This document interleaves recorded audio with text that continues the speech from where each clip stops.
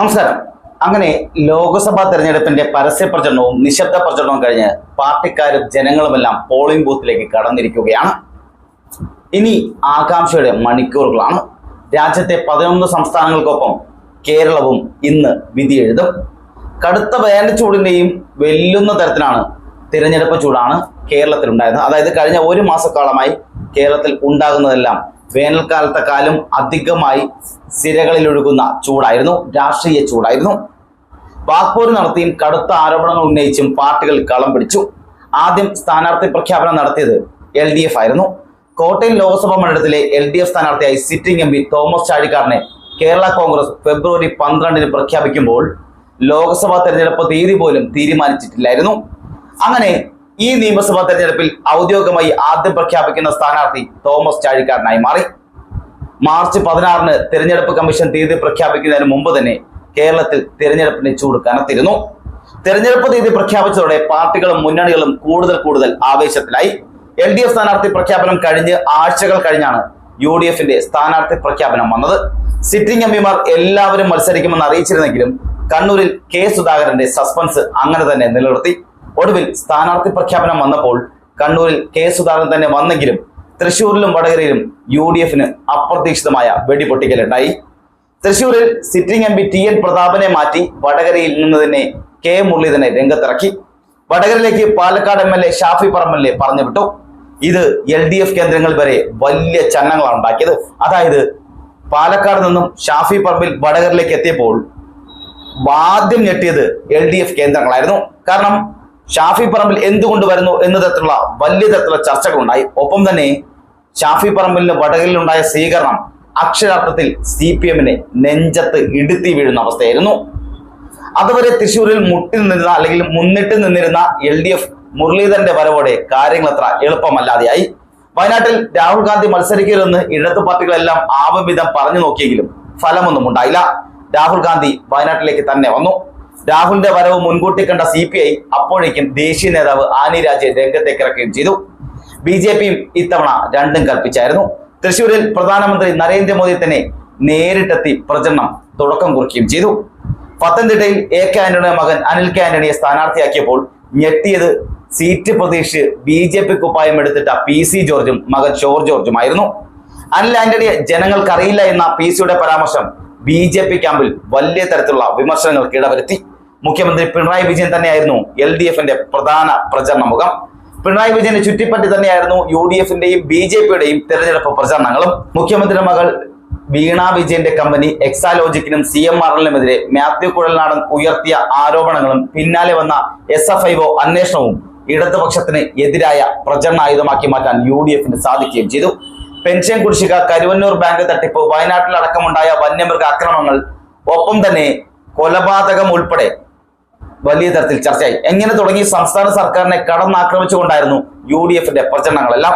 മറുവശത്ത് LDF ദേശീയ വിഷയങ്ങൾ ഉയർത്തിക്കാട്ടിയായിരുന്നു തെരഞ്ഞെടുപ്പിനെ നേരിട്ടത്. പൗരത്വ നിയമം, ഏകീകൃത സിവിൽ കോഡ്, രാജ്യത്ത് വർദ്ധിച്ചു വരുന്ന വിലക്കയറ്റം, തൊഴിലില്ലായ്മ, വിദ്വേഷം തുടങ്ങി ദേശീയ തലത്തിലെ പ്രശ്നങ്ങൾ ഓരോന്നും ഊന്നി ഇടതുപക്ഷം പ്രചരണം നടത്തി. BJPയും CPMനെയും മുഖ്യമന്ത്രിയെ കടന്നാക്രമിച്ച് പ്രചരണം നടത്തിയ കോൺഗ്രസ് ആയിരുന്നു. അതായത് BJPയും ചെയ്തത് BJP അതേ ലെവലിൽ തന്നെ CPMനെ കടന്നാക്രമിച്ചുകൊണ്ടാണ് പ്രചരണത്തിൽ കൊഴിച്ചു നിന്നത്. അതായത് പ്രചരണത്തിനായി ശക്തമായി മുന്നോട്ടുന്നു. അപ്പോഴും കോൺഗ്രസ് അതിശക്തമായി തന്നെ ഇരു പാർട്ടികൾക്കെതിരെയും രൂക്ഷമായ ഭാഷയിൽ സംസാരിച്ചു. മുഖ്യമന്ത്രി പിണറായി വിജയൻ അഴിമതിക്കാരനാണെന്ന് പ്രധാനമന്ത്രി നരേന്ദ്രമോദി ഓരോ റാലിയിലും കേരളത്തിൽ ആവർത്തിച്ചാരോപിച്ചു. പ്രൊപ്പഗണ്ട സിനിമയായ കേരള സ്റ്റോറി ദൂരദർശനിൽ പ്രദർശിപ്പിച്ചതിനെതിരെ LDFും UDFും ഒരുമിച്ച് രംഗത്തെത്തിയെങ്കിലും പിന്നാലെ സീറോ മലബാർ സഭ, ഇടുക്കി, താമരശ്ശേരി രൂപതകൾ കേരള സ്റ്റോറി പ്രദർശിപ്പിച്ചു. ഇതിനെതിരെ ലത്തീൻ സഭ രംഗത്ത് വരികയും ചെയ്തു. വയനാട് പൂക്കോട് വെറ്ററിനറി കോളേജിലെ വിദ്യാർത്ഥി സിദ്ധാർത്ഥന്റെ മരണം SFIയെ പ്രതിസ്ഥാനത്ത് നിർത്തിയത് ഇടതുപക്ഷത്തെ കൂടുതൽ പ്രതിരോധത്തിലാക്കി. പ്രചരണം മുറിഞ്ഞപ്പോൾ വ്യക്തിപരമായ ആരോപണങ്ങൾ കൊടുമ്പിരി കൊണ്ടു. തനിക്കെതിരെ UDF സ്ഥാനാർത്ഥിയുടെ നേതൃത്വത്തിൽ വ്യക്തിഹത്യ നടക്കുന്നുണ്ടെന്ന് ആരോപിച്ചത് വടകരയിലെ LDF സ്ഥാനാർത്ഥിയായ KK ശൈലജ ആദ്യമേ തന്നെ രംഗത്തുമെത്തി. തന്റെ മോർഫ് ചെയ്ത ചിത്രങ്ങൾ പ്രചരിപ്പിക്കുന്നുവെന്നായിരുന്നു ശൈലജയുടെ ആരോപണം. തനിക്കെതിരെ മോശം വീഡിയോ പ്രചരിപ്പിക്കുന്നുണ്ടെന്ന് കാട്ടി ശൈലജ പോലീസിൽ പരാതി നൽകിയിരുന്നു. എന്നാൽ വീഡിയോയെ കുറിച്ച് താൻ പറഞ്ഞിട്ടില്ല, മുഖം വെട്ടിയൊട്ടിച്ച് വികൃതമാക്കിയ പോസ്റ്ററിനെ കുറിച്ചാണ് പറഞ്ഞതെന്നും ശൈലജ പിന്നീട് മാറ്റി പറഞ്ഞു. അങ്ങനെ അതുകൂടി വ്യക്തമായതോടെ തനിക്കെതിരെ ഉയർന്ന ആരോപണങ്ങൾക്കൊക്കെ മാപ്പ് പറയണമെന്ന് ആവശ്യപ്പെട്ടുകൊണ്ട് ശക്തമായ നിലപാടുമായി ഷാഫി പറമ്പിൽ രംഗത്ത് വന്നു. 24 മണിക്കൂറിനുള്ളിൽ പത്രസമ്മേളനം വിളിച്ച് മാപ്പ് പറയണമെന്ന ഷാഫി പറമ്പിലിന്റെ വാക്കിൽ ഒപ്പം വക്കീൽ നോട്ടീസിലെ ആവശ്യവും തള്ളി കെ ശൈലജ തന്നെ അധിക്ഷേപിച്ചതിന്റെ തെളിവുകൾ പൊതുമാധ്യമത്തിലുണ്ടെന്ന് മറുപടിയും നൽകി. രാഹുൽ ഗാന്ധിയുടെ വയനാട് റാലിയിൽ മുസ്ലിം ലീഗ് കോൺഗ്രസ് പതാകകൾ ഉപയോഗിക്കാത്തതിനെ തുടർന്ന് അല്ലെങ്കിൽ ഉപയോഗിക്കാത്തതിനെ ആയുധമാക്കി BJPയും CPMും രംഗത്ത് വന്നു. വയനാട്ടിൽ രാഹുൽ ഗാന്ധി തോൽക്കുമെന്ന് മറ്റൊരു മണ്ഡലം തേടേണ്ടി വരുമെന്ന മോദിയുടെ പ്രസ്താവന ഉത്തരേന്ത്യയിൽ ചർച്ചയാക്കാൻ BJPക്ക് നല്ല രീതിയിൽ സാധിച്ചിട്ടുമുണ്ട്. രണ്ടാം ഘട്ട വോട്ടെടുപ്പിന്റെ അവസാന ലാപ്പിലേക്ക് എത്തിയപ്പോൾ കേരളം രാഷ്ട്രീയ ദേശീയ തലത്തിൽ തന്നെ മുന്നണികൾ പ്രചരണായുധമാക്കി. രാഹുൽ ഗാന്ധിയാണ് ഇതിന് തുടക്കമിട്ടതും. കേരള മുഖ്യമന്ത്രി പിണറായി വിജയനെ കേന്ദ്ര ഏജൻസികൾ എന്തുകൊണ്ട് അറസ്റ്റ് ചെയ്യുന്നില്ല എന്ന രാഹുൽ ഗാന്ധിയുടെ ചോദ്യം CPMനെ അക്ഷരാർത്ഥത്തിൽ ചൊടിപ്പിച്ചു. നേതാക്കളടക്കം രാഹുൽ ഗാന്ധിയെ കടന്നാക്രമിച്ച് രംഗത്ത് വന്നു. രാഹുൽ ഗാന്ധിയുടെ പഴയ പേര്, അതായത് രാഷ്ട്രീയ എതിരാളികൾ മുമ്പ് പരിഹസിച്ച് വിളിച്ചുകൊണ്ടിരുന്ന പപ്പു എന്ന പേര് ഇപ്പോഴും മാറിയിട്ടില്ല എന്നായിരുന്നു മുഖ്യമന്ത്രി പിണറായി വിജയന്റെ ഇതിനോടുള്ള പ്രതികരണം. കേരളത്തിലെ കോൺഗ്രസ് നേതാക്കളെ കടന്നാക്രമിക്കാൻ കാണിക്കുന്ന അതേ അക്രമോത്സുകത പ്രചരണത്തിന്റെ അവസാന ദിനങ്ങളിലും മുഖ്യമന്ത്രി CPMും രാഹുലിനെതിരെ എടുത്തു പ്രയോഗിച്ചു. ഇത് കോൺഗ്രസിനെയും പ്രകോപിപ്പിച്ചു. മോദിക്കും പിണറായിക്കും ഒരേ സ്വരമാണെന്നായിരുന്നു പ്രതിപക്ഷ നേതാവ് VD സതീശന്റെ പ്രതികരണം. തിരുവനന്തപുരത്തെ NDA സ്ഥാനത്ത് രാജീവ് ചന്ദ്രശേഖർ സ്വത്തുവിവരം മറച്ചുവെച്ചെന്ന് കാണിച്ച് കോൺഗ്രസ് രംഗത്തെത്തിയതും രംഗം കൊഴിപ്പിച്ചു. 2021-2022 680 രൂപയും 2022-23 5,59,200 രൂപയുമാണ് നികുതി അടയ്ക്കേണ്ട വരുമാനമായി നാമനിർദ്ദേശ പത്രികയിൽ നൽകിയിരിക്കുന്നത്. പരാതിയെ തുടർന്ന് അന്വേഷണം നടത്താൻ സെൻട്രൽ ബോർഡ് ഓഫ് ഡയറക്ട് ടാക്സിന്റെ തെരഞ്ഞെടുപ്പ് കമ്മീഷൻ നിർദ്ദേശവും നൽകി. ബോംബ് നിർമ്മാണത്തിനിടെ DYFI പ്രവർത്തകൻ കൊല്ലപ്പെട്ടത് CPMനെതിരായ ആയുധമാക്കി കോൺഗ്രസ് മാറ്റുകയും ചെയ്തു. CPM ഇപ്പോഴും അക്രമ രാഷ്ട്രീയം ഉപേക്ഷിച്ചിട്ടില്ല എന്നായിരുന്നു പ്രചരണം. പ്രചരണത്തിന്റെ അവസാന ദിവസങ്ങളിൽ കേരളം ചർച്ച ചെയ്ത പ്രധാനപ്പെട്ട വിഷയം തൃശൂർ പൂരത്തിന്റെ പോലീസ് ഇടപെടലിനെ തുടർന്നുണ്ടായ വിവാദങ്ങളാണ്. പോലീസ് ഇടപെടൽ കാരണം തൃശൂർ പൂരത്തിനുണ്ടായ പ്രശ്നങ്ങൾക്ക് പിന്നിൽ RSS ഗൂഢാലോചനയാണെന്നാണ് CPM ആരോപിക്കുന്നത്. കടുത്ത നിയന്ത്രണങ്ങൾക്ക് നിർദ്ദേശം നൽകിയ Thrissur city police commissioner Ankit അശോകനെ സ്ഥലം മാറ്റാൻ മുഖ്യമന്ത്രി ഉത്തരവിടുകയും ചെയ്തു. വിവാദത്തിൽ ആദ്യം സംയമനത്തോടെ പ്രതികരിച്ച BJPയുടെ സ്ഥാനാർത്ഥി സുരേഷ് ഗോപി സർക്കാരിനെതിരെ രൂക്ഷ പ്രതികരണവുമായി പിന്നീട് രംഗത്ത് വരികയും ചെയ്തു. UDF സ്ഥാനാർത്ഥി K മുരളീധരനും സർക്കാരിനെ കടന്നാക്രമിച്ചുകൊണ്ട് കളം നിറഞ്ഞു. ആലപ്പുഴയിലേതും പത്തനംതിട്ടയിലെയും NDA സ്ഥാനാർത്ഥികളായ ശോഭാ സുരേന്ദ്രനും അനിൽ ആന്റണിക്കുമെതിരെ വിവാദ ദല്ലാൽ TG നന്ദകുമാർ സാമ്പത്തിക ആരോപണം ഉന്നയിച്ചതും തെരഞ്ഞെടുപ്പ് പ്രചരണത്തിന്റെ അവസാന ദിവസങ്ങളിൽ കേരളം ചർച്ച ചെയ്തു. ശോഭയ്ക്ക് 10 ലക്ഷം രൂപയും അനിൽ ആന്റണിക്ക് 25 ലക്ഷം രൂപയും നൽകിയെന്നായിരുന്നു നന്ദകുമാറിന്റെ ആരോപണം. തന്റെ അഭിഭാഷകനെ ഹൈക്കോടതി സ്റ്റാൻഡിംഗ് കൗൺസിലിൽ നിയമിക്കാൻ അനിൽ ആന്റണി 25 ലക്ഷം കൈപ്പറ്റി എന്നാണ് പറഞ്ഞത്. നിയമനം നടന്നില്ല. തുടർന്ന് പലതവണയായി 25 ലക്ഷം തിരികെ നൽകിയെന്നും നന്ദകുമാർ പത്രസമ്മേളനത്തിൽ പറയുകയും ചെയ്തു.